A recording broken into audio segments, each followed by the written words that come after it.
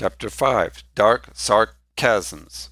No, don't do that. You can't die. You can't! I suddenly jerked myself awake with that last shout, whatever dream I had slowly dissipating. Slightly disoriented, I blink and try to look around, trying to get my bearings. I guess how long, if any time has any meaning in this place we've been out, but soon give it up. For all practical purposes, we seem to be in some sort of a spaceship.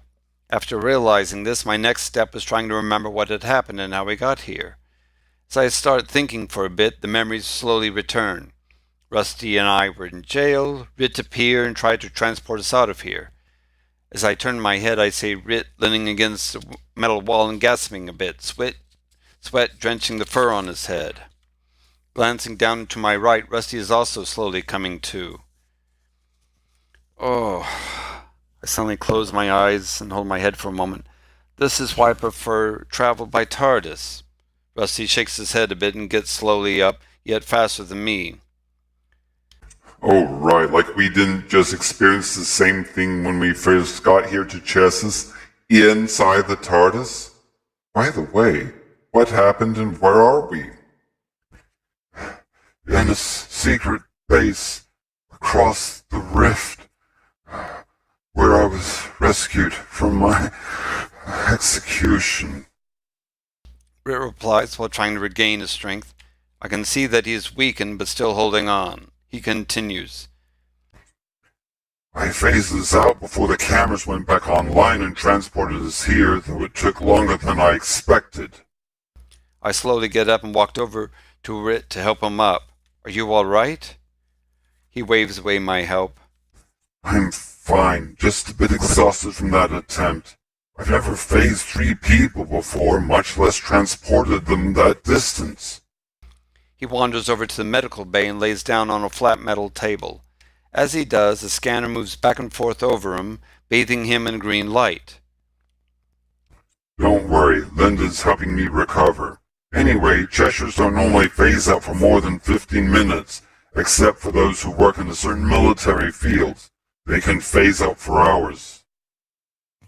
Please do not speak. Just relax. This will facilitate your recovery. A feminine voice calls out from the table. Rit complies and shuts his eyes. I can see his muscles relaxing after a few minutes. Who was that? I am Linda. That must be the computer Rit was referring to. After a few minutes, the glow subsides and Linda scans him again. Recovery complete. You are back at 100% efficiency, Rit. You may get up and move about. Thank you. Thank you, Linda. Rit replies and opens his eyes. He gets up and stretches a bit. That feels so much better. He looks over at us. Either of you want to try? Rusty might want to, as he is from Earth. I, being a Time Lord, have different internal makeup than either of you two with my 2 hearts. With all due respect to Linda, I really don't trust her to get me right. Rusty looks a bit skeptical at the medical table, thinks for a bit, shrugs, and lies down on the table as well. Sure, I'll give it a go. Scanning. While it is scanning, I take a moment to look around the place. Interesting ship. How old is the ship we're in?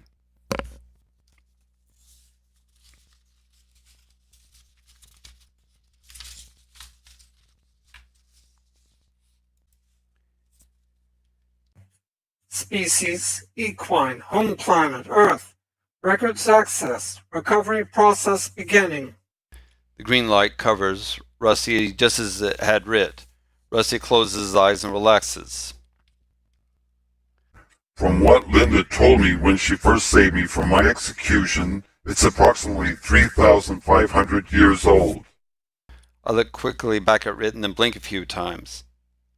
I'm sorry, but she saved you from execution?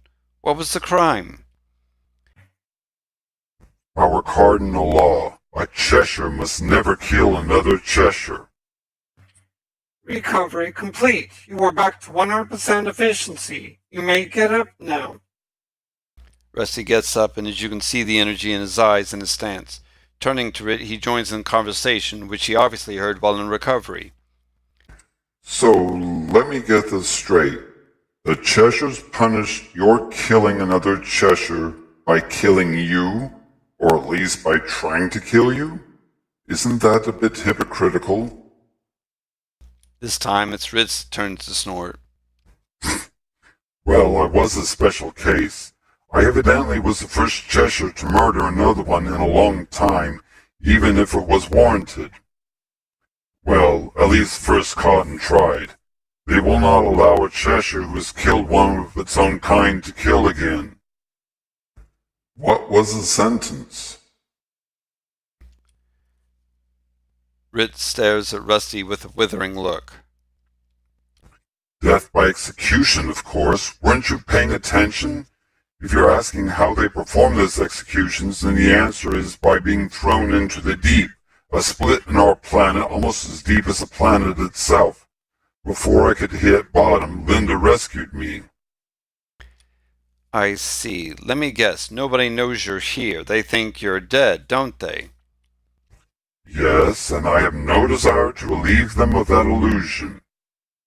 Rusty tilts his head and scratches behind his right ear. Are you bitter about their attempted execution of you? Rit shakes his head. No. What I would have gotten if things went their way, I believe I deserve. He shrugs a bit. What I am bitter about is the fact that, according to Linda, I wasn't the only execution, just the only justified execution. Well, this is all very interesting, but do you have any way of tracking my TARDIS? Your TARDIS? What the heck is a TARDIS? My time machine, time and relative dimensions in space. Big blue box, 5 feet by 5 feet by 7 feet, at least on the outside, light on the top. We need that to get out of void space. You're kidding, right? A blue box is going to help you out of void space? That's impossible. It's not time you have to worry about, it's space, which there is none in void space. Oh, Rit, I delight in the impossible. Our being here should be impossible. Our surviving a black hole should be impossible. Impossible is just another word for improbable to me. I look smug and smile while Rusty buries his face in his hoofs and snorts, shaking his head. Rit tilts his head. So, how exactly did you get into void space, by the way? Oh, it's a long story. I wave one paw dismissively. Well, I don't remember any of us being any short of time, He retorts. I think about that for a moment, then shrug and relate all that I know regarding the incident. Rit leans against a wall with paws crossed, one foot paw crossing another, and listens attentively. When I finish, one of Rit's eyebrows raise, and he puts on a skeptical look. That's how you got here? Doesn't seem like much of a chance to get back. There's only our sun here, and there's no chance that it will go nova. And every Cheshire, including me, will try to stop you if you try to induce it to go nova. As far as we know, there is nothing else here. No other planets, no other suns, nothing. Well, I didn't do it in the first place. I don't go around making black holes. I use a black hole for my power, mind you, but the transit here has drained it somewhat. I take out my sonic screwdriver and hold it close to my ear while I push a button, listening to the tone of the low whine coming from it to figure out how much charge it has. And the tip of the screwdriver glows green. Yep, it's still recharging. Almost done. Well, maybe Linda can calculate how to get you out. Why would you help us anyway?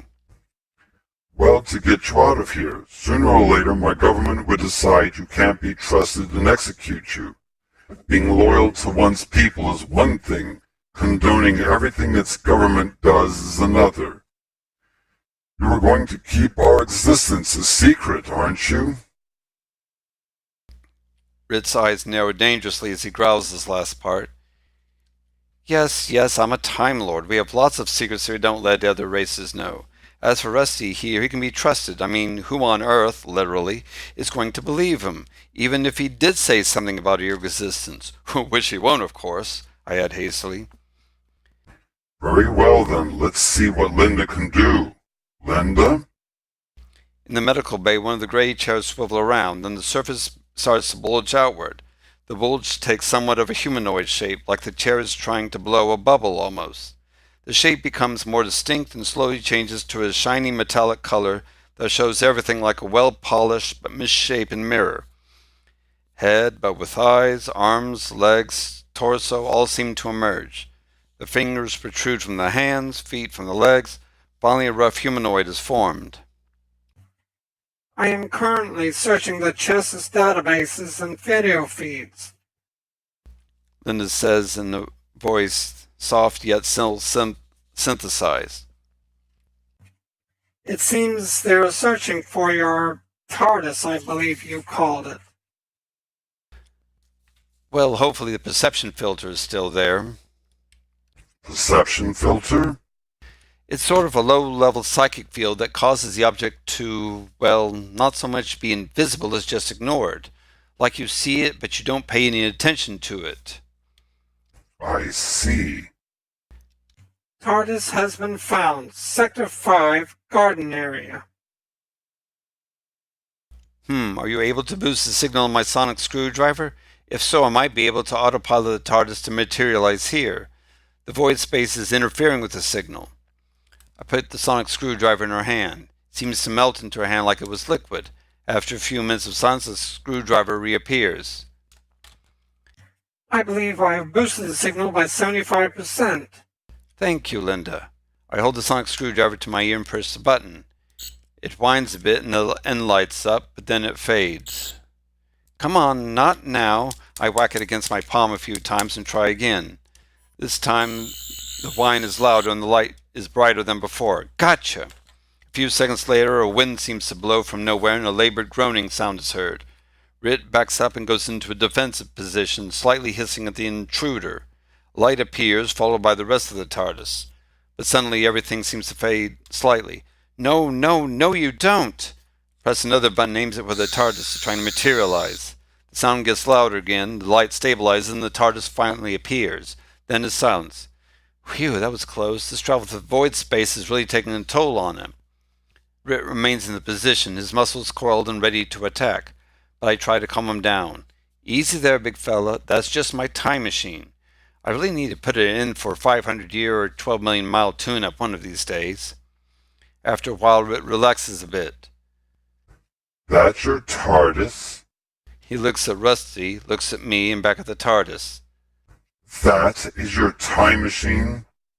Well, it's bigger on the inside than the outside. That's Time Lord technology. I look smug. Looks a bit decrepit to me. I gasp and look incredulously at him. Decrepit? Decrepit? This is the finest piece of time and space travel anywhere. I approached the TARDIS and patted affectionately. There, dear, pay no attention to the mean kitty. He doesn't know you like I do. Mean kitty? He snorts again, this time more derisively. I was gonna call it a rusted-out piece of junk. Rit turns to Rusty with one eyebrow raised.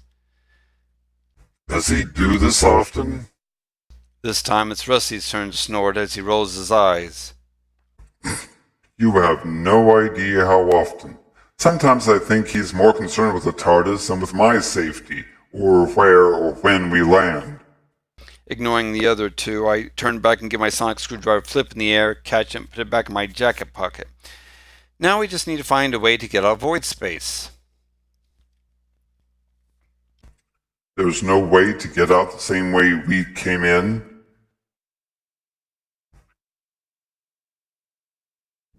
Well, yes and no. If there was a black hole nearby, we could make a control entry into it instead of just being accidentally sucked into it like last time.